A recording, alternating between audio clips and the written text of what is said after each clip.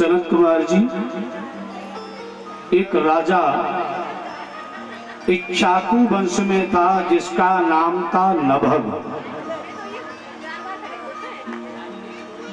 बड़ी प्यारी बात है, जिनके नगरों में कथा होती है भागवत की या जो भी कथा होती है, जो यज्ञ होता है उस पर विशेष ध्यान रखना, अन्यथा कार्य का कथा का पुण्य नहीं मिलेगा।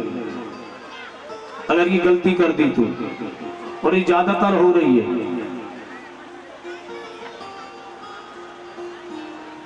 नभग के पुत्र का नाम नाभाग हुआ।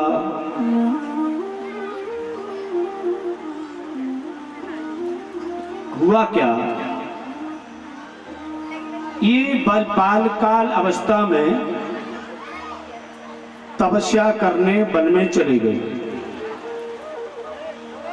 और जब तक इन्होंने तप किया और जब तक ये लौट के आए तब तक इनके ग्रहण पेश करो, इनके भाइयों ने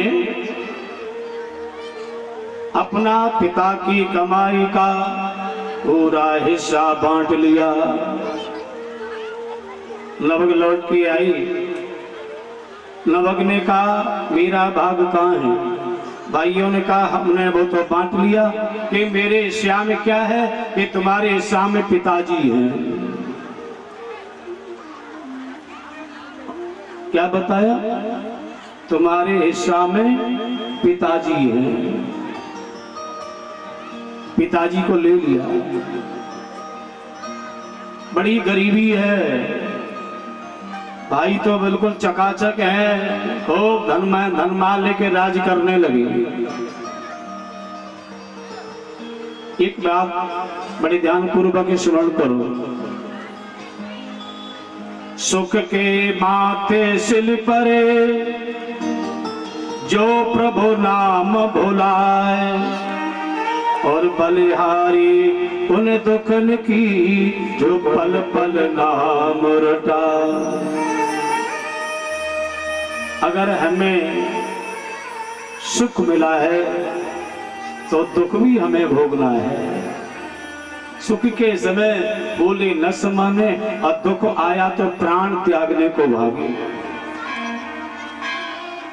दोनों का संयोग है। गरीबी में और दर्दता में बहुत अंतर है। आप दोनों के एक मत मान लेना, दरिद्रीपन अलग है और गरीबी अलग है। दर्दता आती है अकर्मों से, दर्दता अकर्मों से आती है। किसी का धन अपहरण कर लेना, बेईमानी कर लेना, नाजायज किसी व्यक्ति को सता करके उसका धन अपहरण करना, या उसे दंडित करके या उसे भयभीत करके जो धन कमाया जाता है और जीव जो कष्ट में पहुंचता है बाद में, उसको दर्दता बोला जाता है। वो दरिद्री होता है। दरिद्री से बड़ा जगत में कोई दुख नहीं है।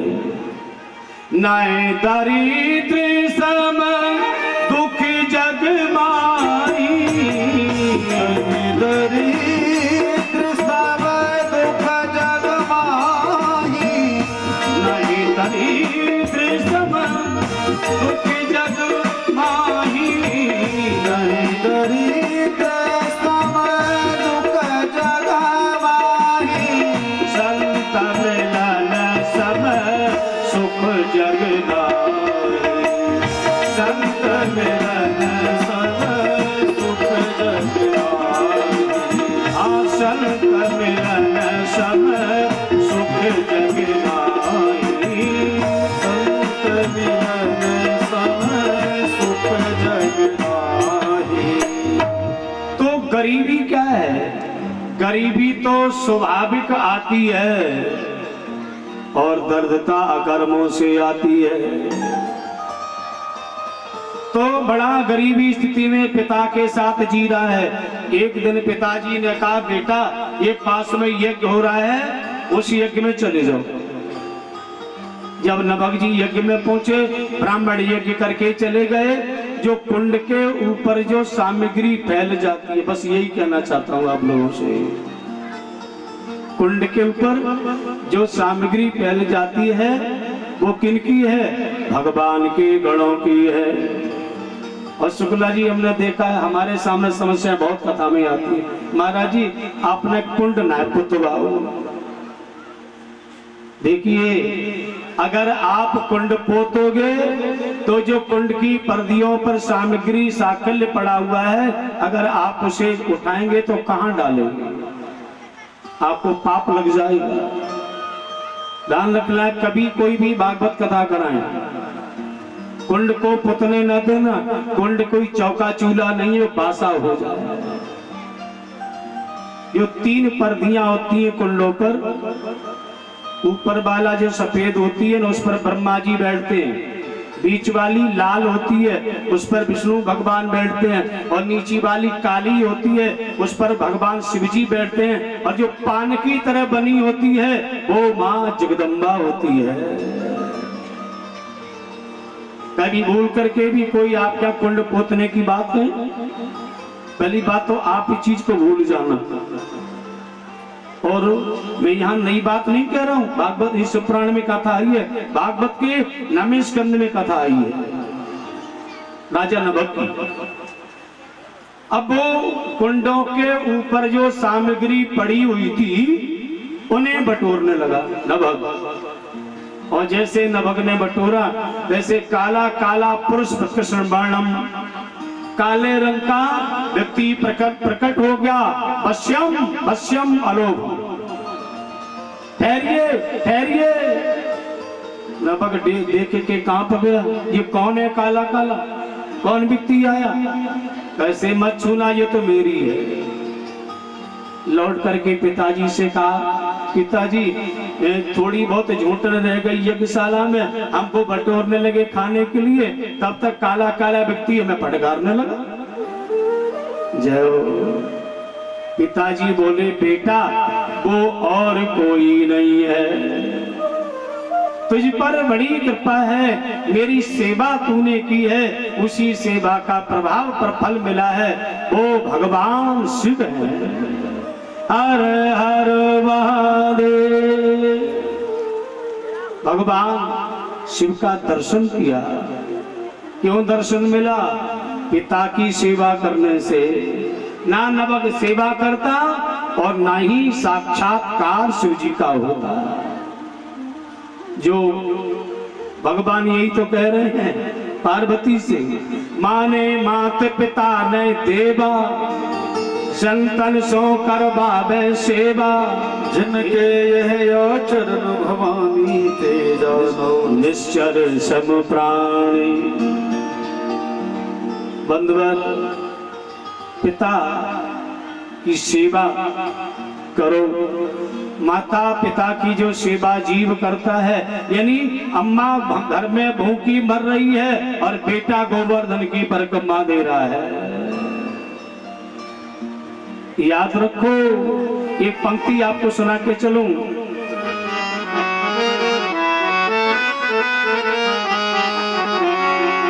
सब तीर्थ होते हैं माँ बाप के चरणों में, सब तीर्थ होते हैं माँ बाप के चरणों में, सब तीर्थ होते हैं माँ बाप के चरणों में, सब तीर्थ होते हैं माँ बाप के चरणों में, सब तीर्थ होते हैं माँ बाप के चरणों में, सब तीर्थ होते हैं माँ बाप के चरणों में।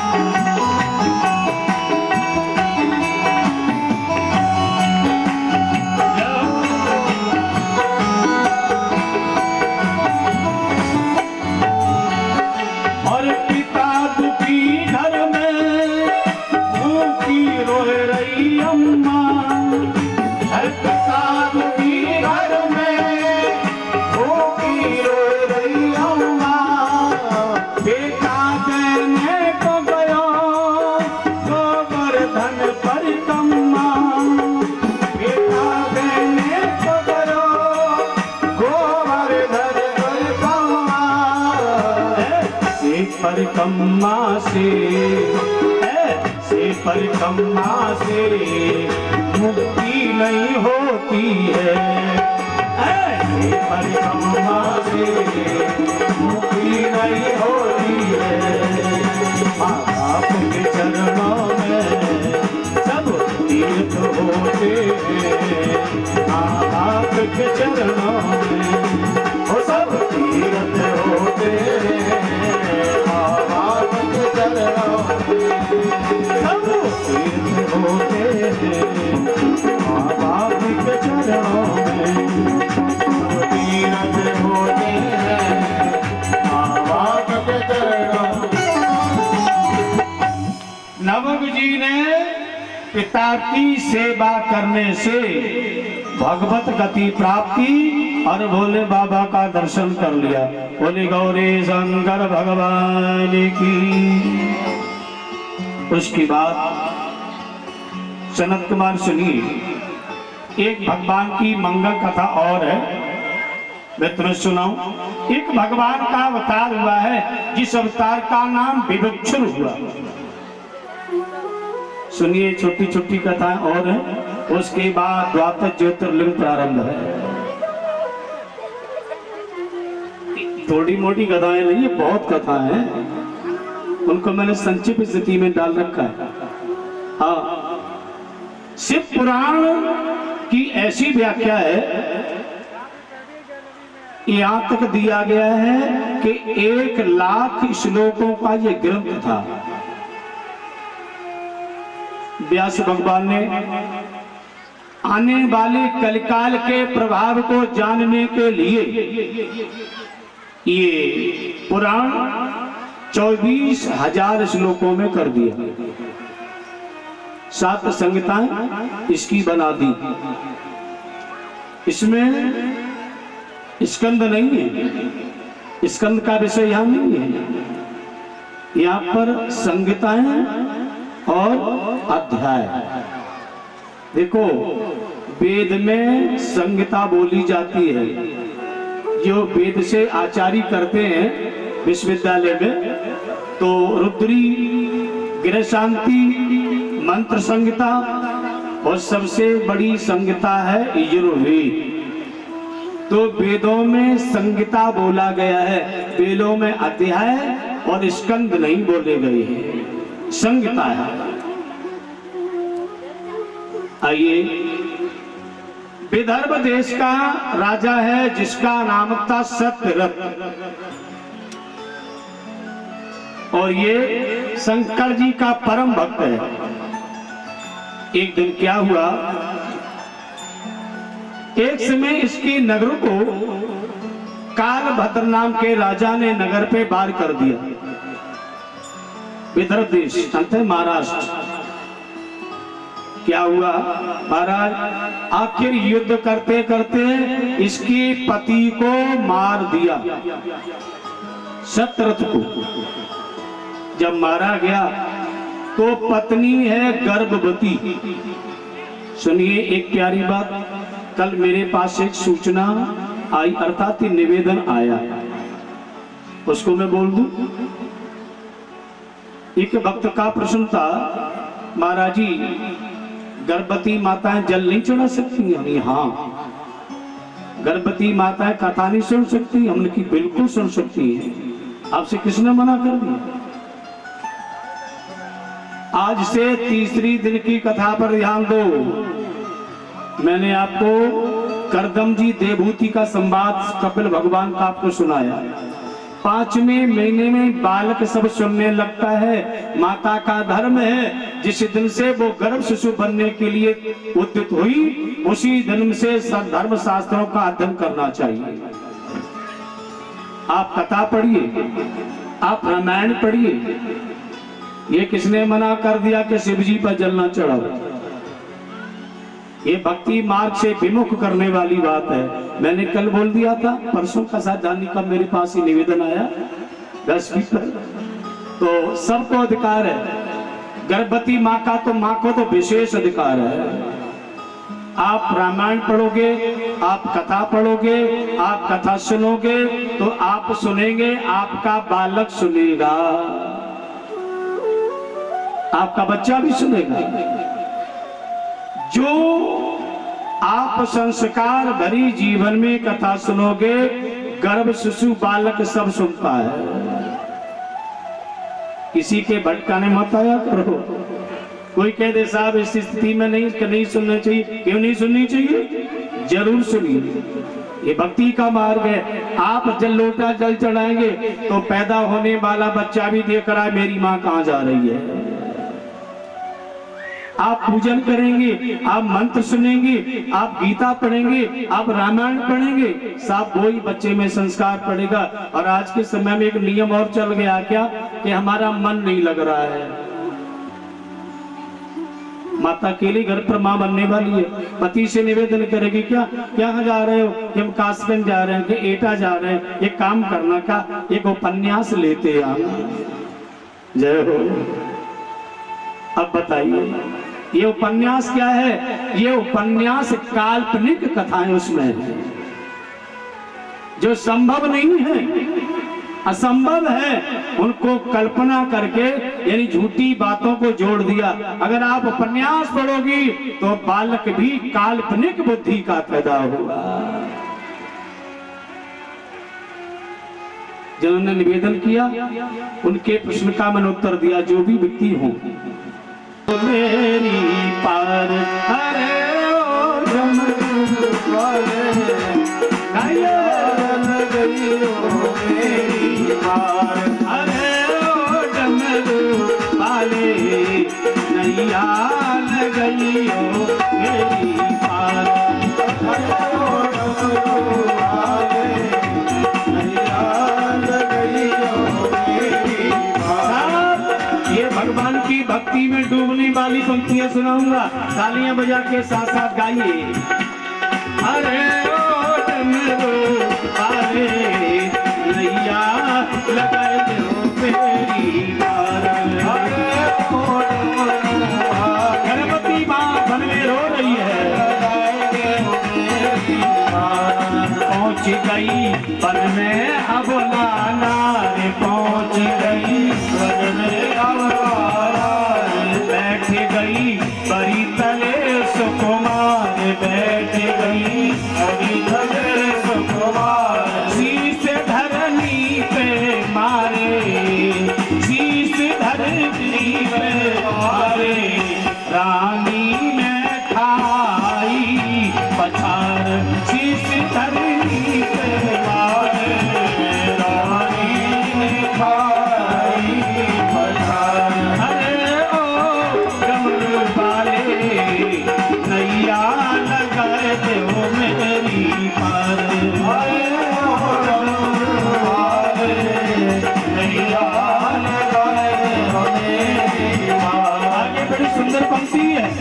भयो सुत पैदा बन जाई, भयो सुत पैदा बन जाई। उस रानी के बेटा पैदा हो गया जो वन में घूम रही है। भयो सुत पैदा बन जाई, और सरोवर जल पीने आई, सरोवर जल पीने आई। कथा का ध्यान रखते जाना, कितना मंगल प्रश्न है कथा का।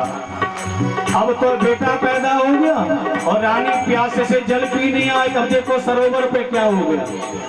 ग्राहन रानी खाई, ग्राहन रानी खाई, और होनी पड़ी है पिछार। ग्राहन रानी खाई, होनी पड़ी है पिछार। नैया गई हो मेरी पार।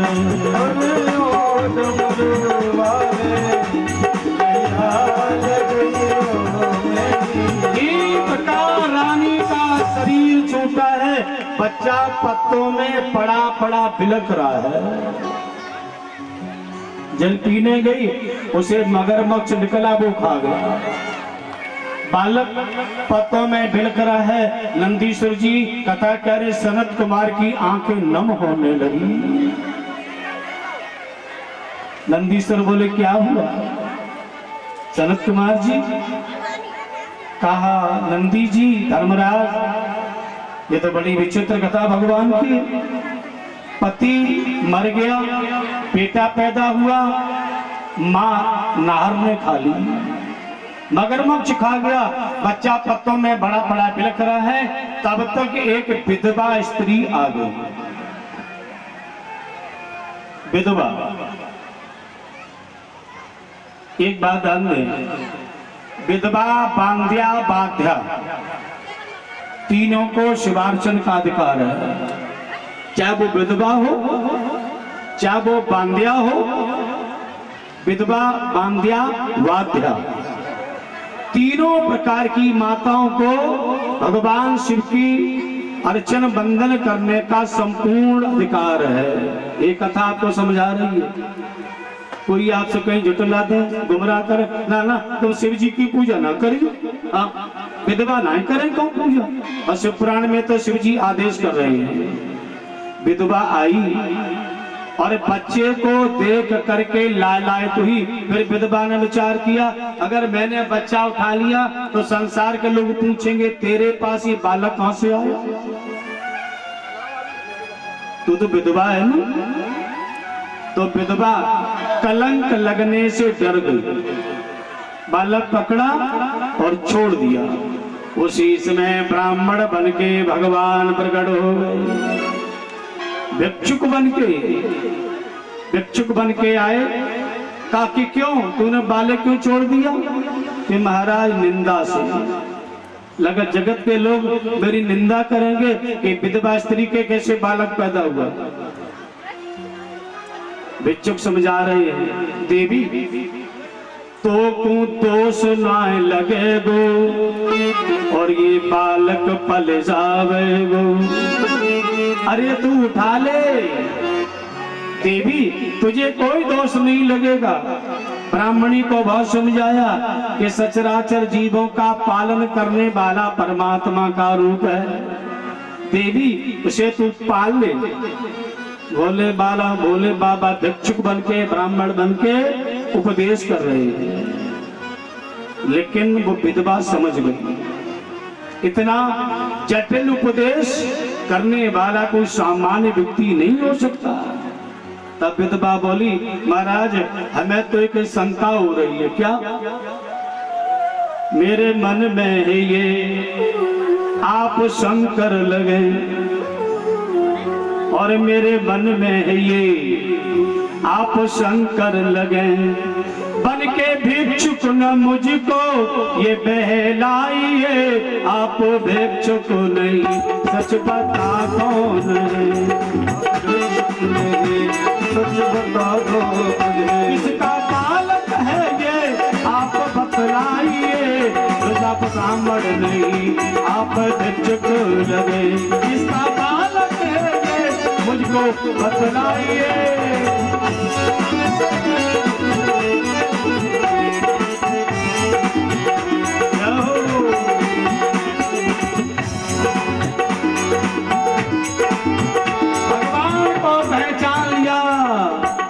भिक्षुक नहीं है, कभी भगवान भोलेनाथ साक्षात प्रकट हो गए। हर हर महादेव, भोले बाबा प्रकट हो गए। वो विधवा स्त्री भगवान भोले के चरणों में गिर गई। महाराज आप हमें बताओ इस बालक को कितना कष्ट हुआ? बोले बाबा सुनो, इन्हें क्यों कष्ट मिला है सुन लो। एक बार विदर्भ देश में मेरी पूजा में एक राजा ने मन लगाया और ये गया लूट मार करके उस राजा को मार भगाया, और जितना मेरा खाने का पदार्थ था वो सब ये चाट गया। देखो भैया, कुछ लोग शुक्ला जी ये कह देते हैं कि हम तो प्रसाद बेईमानी करके खाएं डबल डबल, लेकिन बच्चे अगर ऐसा करें तो कोई बात नहीं, छोटे छोटे। और व्यवस्था को व्यवस्थित बनाए रखना चाहिए, अब व्यवस्थित व्यवस्था को ना करना चाहिए। तो आपका पुण्य नहीं है। अरे प्रसाद में तो एक दाना भी मिल गया, उसी में ही कल्याण है। ये जो बालक था सब प्रसाद चाट गया, सब पूजासन बखेर दी, इसलिए ये अकेला वन में पैदा हुआ, बिना मैया का रह गया।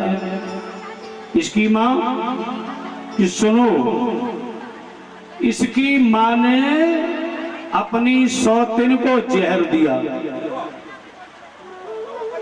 जो कई पत्नियों का वर्णन दिया है यहाँ, इसलिए अपनी सौतेन को जहर दिया, ये पाप कमाया।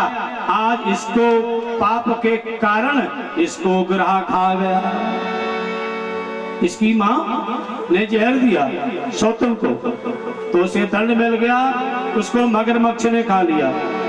इतना कह करके भगवान के चरणों पर विधवा स्त्री रोने लगी, गिर गई।